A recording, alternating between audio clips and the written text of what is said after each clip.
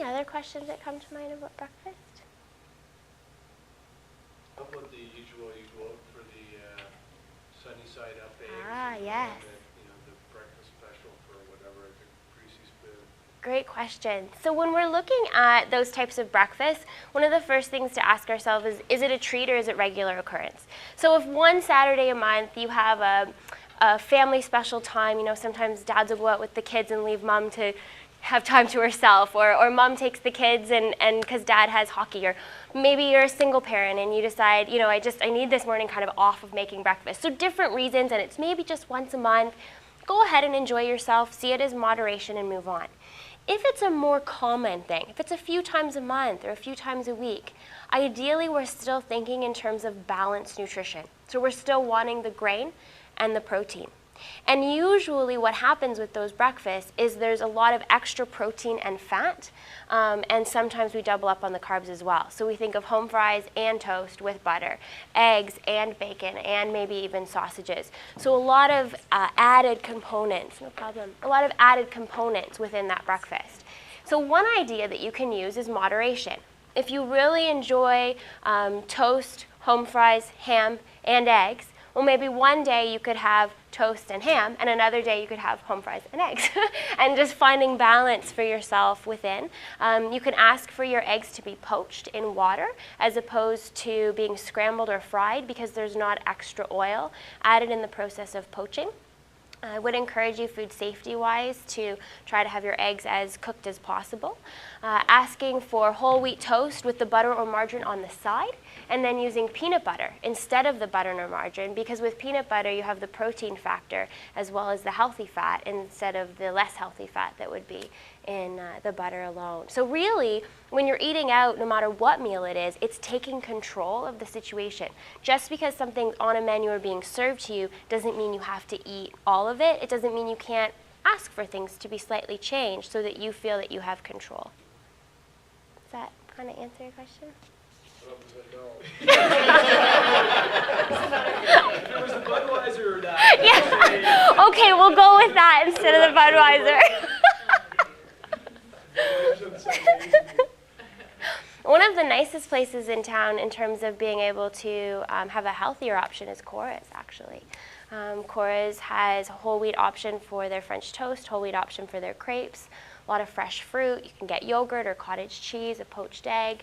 The portions are quite large, but some of them will last. I love getting the whole wheat crepe with fruit, and you can save it for another breakfast the next day. So finding places that you can go that offer things that are healthy to begin with is nice as well. Yeah. So then when we move on from breakfast, the next concept is possibly snack. Depends when you eat breakfast, when your next meal is going to be. For some, it's a matter between lunch and dinner. It's just a snack all day long. It doesn't necessarily need to be labeled as snack lunch, snack dinner. It's more keeping that kindling going. So ideally, we want to consume food every 2 to 4 hours, balancing it nicely through the day. When we think about a snack, often it's good to pair a small amount of a dairy with a fruit, or a healthy granola bar perhaps, a light Baby Bell cheese or a Ziggy's cheese, or an ounce or two of sliced cheese with, say, some cashew crackers or President's Choice low sodium crackers make for a good option, a good snack that is satisfying and will hold you over quite nicely.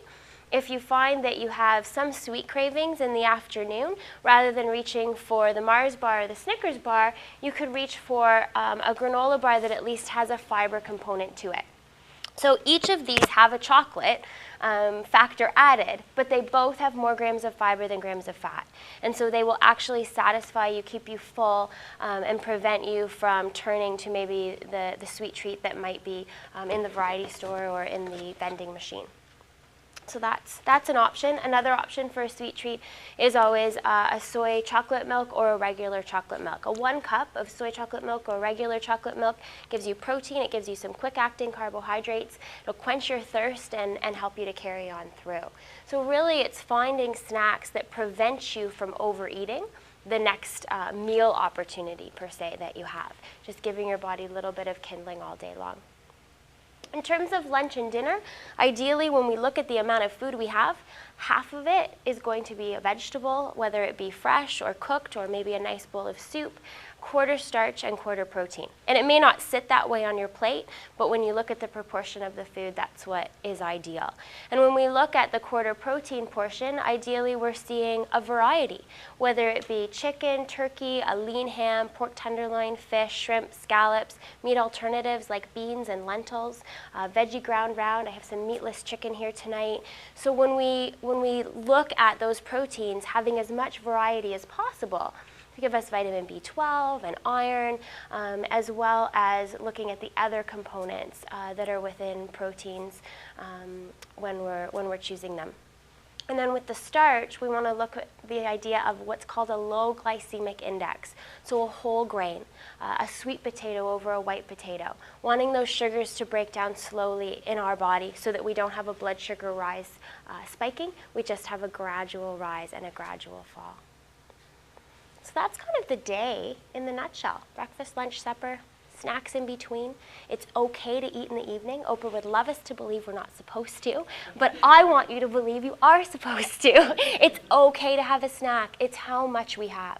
And sometimes the danger is that individuals will say, oh, I'm going to have just a little extra at dinner because I'm not going to eat any more tonight.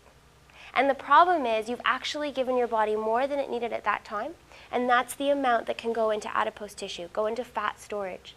Whereas if we take that extra amount and we wait a little bit for that blood sugar to come down and we put it right here, we have nothing extra to go into that adipose tissue. So we just want to keep a constant wave up and down. Anything that goes way up here, this extra is what then gets stored as adipose tissue. We want to keep that metabolism going. So a great evening snack, same as I described before. You know, a small yogurt with some berries or apples, a small piece of cheese with some crackers or a piece of fruit, graham crackers with peanut butter and a little bit of banana. That's a great one for kids because they can help make it. Right? You can give them a little bit of a nut butter if there's no nut allergy, a graham cracker or two and a little bit of banana, and they can kind of, you know, put it together as they want to. Children love to be part of making things. And if we give them ownership and say, what would you like in your lunch tomorrow? And it might be wacky. We have no idea why they want those foods put together. But if they have ownership and they've asked for it, there's a higher likelihood of them actually eating it. And we don't need it to be looked at as a complete sandwich. Maybe they want a piece of bread, cheese in one baggie and rolled up ham in the other. And that's okay. It doesn't really matter how the food goes in. It's more the idea that the nourishment goes in. And so talking to your kids about, you know, what do you want for a snack? What do you want for lunch? And if they have an idea that's very unhealthy, perhaps you can work with them. Well, what do you want for a snack? I want Oreos. Well, what if you have some milk with those Oreos? And so then you're introducing the idea of moderation. You know, you can't have 5 Oreos. You can have 1 Oreo and a glass of milk. And if you're still hungry, there's apple or banana. That idea of moderation. We're not going to deprive you of the treat, but we're going to talk to you about the fact that there's a limit on the treat. And if you do still have an appetite, there are other healthy foods available. Another option, if you know your child has a hearty appetite, is to say, yes, you can have an Oreo, but I think you might need more food than that. How about a glass of milk and a banana, and we'll finish off with the Oreo. So you're coaching them through choosing nutritious foods first and ending with the food that is sweeter and more decadent, so you're satisfying their hunger with the nutritious food. So that's one way you can involve them. Noelle, you mentioned, I have actually 2 questions, both about dairy products. One, you talked about soy versus sort of regular cow's milk. Yeah. Do you have any thoughts one way or the other on that? It is very person dependent. When it comes to male children, we want to be careful how much soy we give them. Usually I recommend combining a rice and an almond milk if the child has a dairy allergy or is severely lactose intolerant to the point that lactose-free still has that slight trace, and it sometimes might be too much for little ones. If we take rice milk or almond milk alone, we're looking at an incomplete protein. Soy actually is a complete protein, and the milk protein that comes from cows and goats and other animals is complete as well. What incomplete means is that when the amino acids from the protein in a grain or a bean, other than soy, go into the body doesn't have the ability to take those amino acids and turn them into a protein because they only have 7 of the 9 essential amino acids. The amino acids that the body actually can't make, it needs them from food. And grains have a different 7 than beans do. And so when we combine them together, rice and beans, bread and peanut butter, we're able to complete that protein. So when I work with vegan athletes or with small children that can't necessarily handle the dairy and the soy is not necessarily safe, we talk a lot about combining rice and almond milk.